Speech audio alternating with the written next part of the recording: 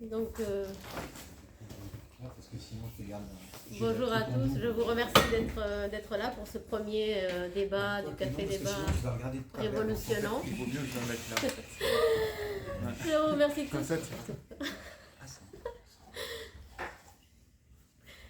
Je vous remercie d'être là pour ce premier Café Débat de l'année du Cercle Révolutionnant, donc féministe et décolonial sur des questions d'actualité. Et ce mois-ci, on avait décidé de discuter sur les événements de la Nouvelle-Calédonie, donc quel futur pour la Nouvelle-Calédonie. Alors, qu'est-ce qui nous a mené à proposer ce débat? Eh bien, des révoltes ont éclaté au mois de mai en Nouvelle-Calédonie, en mai dernier, rappelant un mal-être ancien qui met en évidence à quel point dans bien de contrées de la planète, la décolonisation reste inachevée, me semble-t-il. On pourra en reparler évidemment, on est là pour ça.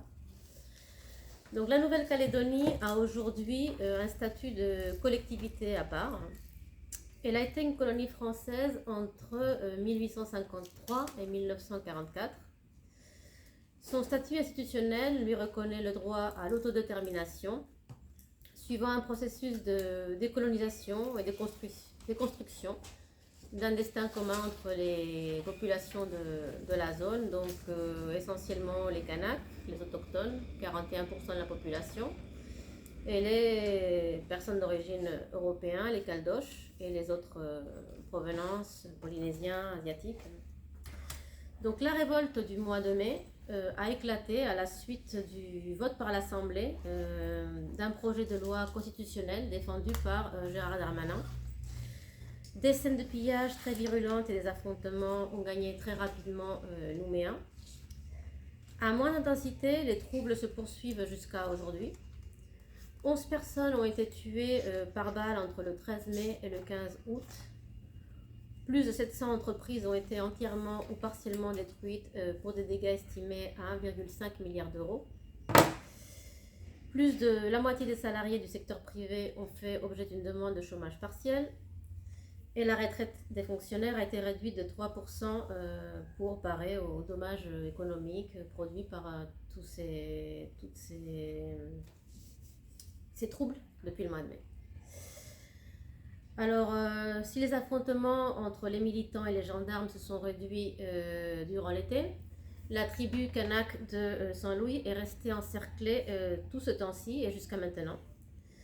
Le Front de Libération Nationale Kanak et Socialiste, FLKNS, a dénoncé, je cite, des méthodes barbares et humiliantes utilisées par les forces de l'ordre.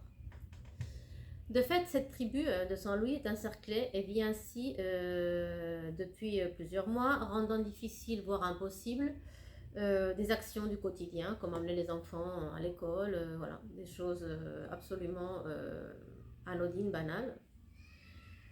La privation des droits arrive selon plusieurs organisations à tel point qu'elle rappelle la période de l'indigénat entre 1887 et 1947, durant laquelle les personnes kanak avaient été violemment parquées dans des réserves. La répression face aux troubles passés et présents a souvent été disproportionnée. On peut d'ailleurs signaler qu'elle semble plus sévère dès qu'elle concerne les leaders indépendantistes kanak, ou tout simplement des Kanaks non politisés mais prônant que leurs actions quotidiennes soient en reconnexion avec la culture kanak. Ainsi, le militant écologiste et indépendantiste kanak Guillaume Vanna, connu pour avoir développé l'agroforesterie dans l'archipel, est incarcéré à Bourges depuis début juillet, aux côtés de 7 autres indépendantistes kanak mis en examen et exilés à la suite des révoltes en Nouvelle-Calédonie. Donc, et simplement aussi rappeler qu'un rapport produit par l'ONU le 4 août a regretté l'usage excessif répressif des forces de l'ordre. Donc, pour donner un aperçu de l'échelle de troubles qu'il y a depuis le mois de mai en Nouvelle-Calédonie. Alors, que contenait ce projet de Darmanin? Eh bien, il revenait sur un point ultra sensible, effectivement, le gel du corps électoral prévu par les accords de Nouméa en 1998 et entériné par Chirac en 2007. C'est une des mesures les plus importantes de la décolonisation. Elle implique la maîtrise ou non par le peuple anciennement colonisé de son propre destin. Donc voilà ce qui est en jeu, la maîtrise du destin par le peuple de la Nouvelle-Calédonie. Alors pour rappel, après les années 80 qui avaient été marquées par des violences très grandes dans les affrontements entre les manifestants et les forces de l'ordre, la paix revient progressivement en Nouvelle-Calédonie. Le gel du corps électoral s'était installé de façon progressive et c'est une des mesures phares du processus. Donc les accords de Nouméa prévoient 3 listes électorales, nationales, régionales et pour les consultations, qui sont les plus restrictives. Donc ainsi, seuls les habitants installés avant le 31 décembre 1994 sont habilités à voter durant les référendums d'autodétermination. Les accords de Nouméa prévoient 3 autres référendums d'autodétermination. Si les Calédoniens jugeaient l'attitude des gouvernements Macron partiale depuis le début de son premier mandat, la tenue en décembre 2021 du 3e référendum d'autodétermination accélère la dégradation des rapports entre les Calédoniens et l'actuel gouvernement. Ce 3e référendum devait avoir lieu en 2022, mais Macron l'a fait avancer parce qu'il souhaitait clore l'accord de Nouméa avant la fin de son premier mandat, son premier quinquennat.